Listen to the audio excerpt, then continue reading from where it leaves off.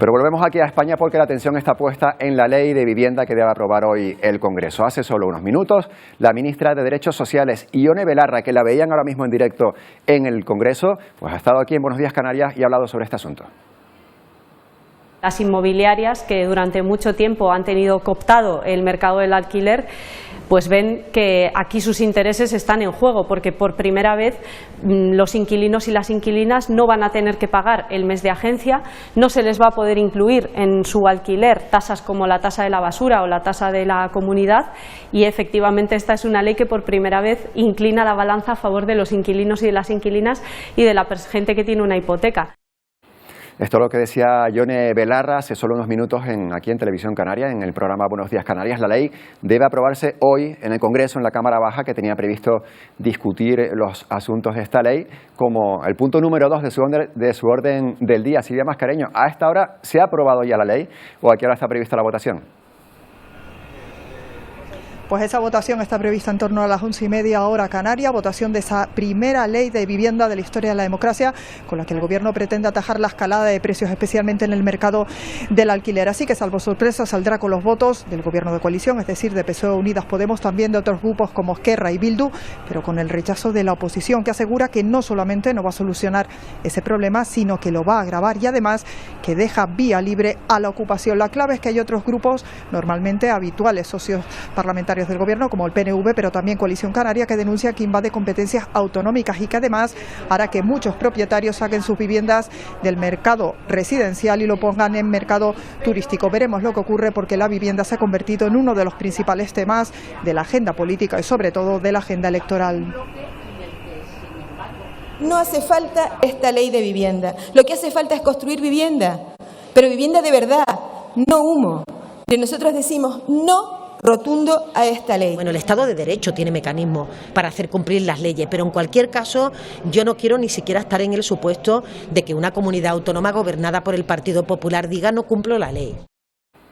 Bueno, ¿qué letra pequeña tiene esta ley? Vamos a repasar algunas de esas claves, quizás las más controvertidas, por supuesto, con la ayuda de Isier Pérez. Empezamos hablando del precio de los alquileres. Cuéntanos.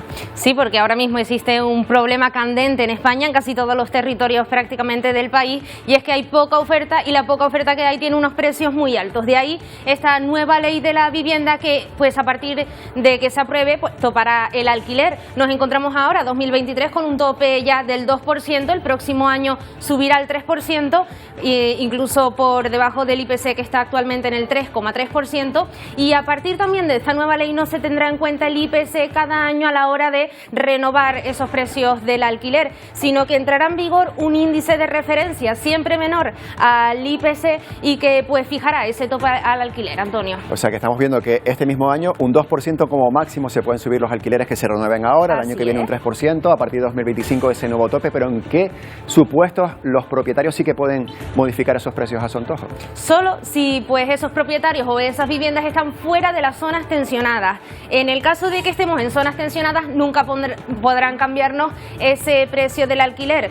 ¿Qué entendemos por zonas tensionadas, Antonio? Pues que el precio del alquiler en los últimos 5 años en esa área ha subido más de un 3%, o bien que en esa zona los hogares dediquen más del 30% de sus ingresos a pagar la renta del alquiler. En el caso, por ejemplo, de Canarias, zonas tensionadas, nos encontramos con San Bartolomé de Tirajana, Mogán, Adeje o Arona. Bien, ¿en esta limitación de precios también están los alquileres por temporada? No, por ahora no se regulan esos alquileres de temporada, pero sí que hay un compromiso expreso dentro de la ley, pues que habla de que se comprometerán a crear un grupo de trabajo para poner esa regulación de los alquileres de temporada encima de la mesa. El alto precio de los alquileres que ha hecho que muchos hogares tengan dificultades para pagarlo. ¿Cómo se está afrontando esa situación? Pues fíjate, porque desde ayer en el Congreso, ya por fuera, había muchas asociaciones de propietarios afectados por la ocupación denunciando que la nueva ley lo que viene para los desahucios es aumentar las trabas burocráticas para estos propietarios. ¿Por qué? Porque en todos estos casos tendrán que acreditar que su vivienda está siendo ocupada, el propio propietario tendrá que pues verificar que es su vivienda habitual y y no su segunda residencia. También tendrá que acreditar si es gran tenedor o no. Aquí también tenemos una nueva entrada en vigor, ya que los grandes tenedores a partir de ahora son los que tienen 5 propiedades. 5 y no 10, como venía haciendo hasta ahora. También será el propio propietario, y esto entra un poco en conflicto con la ley de protección de datos, quien esclarezca si esa familia está en situación vulnerable o no. De ahí que entre un poco en conflicto con esa ley de protección de datos, tienen que hacer un poco de detectives, y también el propio propietario tendrá que acreditar que ha intentado, por la vía de la administración pública, intentar mediar en ese conflicto, Antonio. Vamos a profundizar, muchas gracias, Isier, un poco más sobre este asunto con Beatriz Toribio, que es directora general adjunta de Masteos. Es una empresa del sector inmobiliario especializada en el alquiler aquí en España. Buenos días, Beatriz. Hola, muy buenos días. Bueno, está a punto de aprobarse esa nueva ley de vivienda para toda España. Sí es verdad que tiene sus matices porque hay muchas competencias que también dependen de las comunidades autónomas, pero ¿es una ley ahora mismo que hacía falta y que va a mejorar el sector? Mejorar no lo va a mejorar, al contrario, habéis explicado muy bien que el problema en concreto, en general, ¿no? El problema de la vivienda en España son dos. Uno es el problema de la accesibilidad, es decir, la gente, debido a su bajo poder adquisitivo, ¿no? A su sueldo, a sus condiciones económicas, tiene que hacer un gran esfuerzo para comprar o alquilar vivienda. Y por otro lado, en el caso en general de la vivienda, pero sobre todo en el alquiler, tenemos un problema de oferta. Y esta ley no va a favorecer la oferta de vivienda en general, pero sobre todo en alquiler, por dos razones. Primero, porque introduce mucha más inseguridad jurídica y nosotros necesitamos que venga inversión para desarrollar esa vivienda o dar seguridad a esos propietarios particulares para que pongan sus viviendas en el alquiler. Y esta ley introduce todo lo contrario, es muy desequilibrada, está del lado de una de las partes que intervienen en el mercado, que es el inquilino, y que evidentemente hay que proteger, pero también hay que proteger al propietario de cara a esas ocupaciones, de cara a impagos, de cara a desperfectos, de cara a poder alquilar la vivienda a determinados precios, pero si le obligamos a un tope tendremos que compensarle de alguna otra manera, ¿no? Y aquí pues además de que pues establece muchas dudas, como lo que estabais comentando de las zonas tensionadas, porque van a ser las administraciones quienes van a tener que definir cuáles son si esas zonas son tensionadas o no, y esto va a provocar desequilibrios porque veremos que hay regiones donde se aplica la ley y en otras que no. Estamos hablando de la protección de los inquilinos, también la desprotección, como usted ha dicho, de los propietarios, pero de cara a las inmobiliarias, uno de los titulares principales que ha salido es que ya el inquilino no tendrá que pagar esa tasa, esa cuota que se pagaba siempre al inicio a la inmobiliaria, y esa cuota pasa a asumirla, y imaginamos que los propietarios, ¿no? ¿Esto supone una novedad muy significativa? Sí, es una novedad que es verdad que ahora mismo en el mercado pues funcionaba según quién era, podríamos decir, la parte débil, ¿no? Según la situación del mercado, es decir, cuando después de la crisis había mucha oferta de vivienda en alquiler y poca demanda, ¿no? Como consecuencia de esa crisis, era el propietario quien normalmente pagaba esa gestión.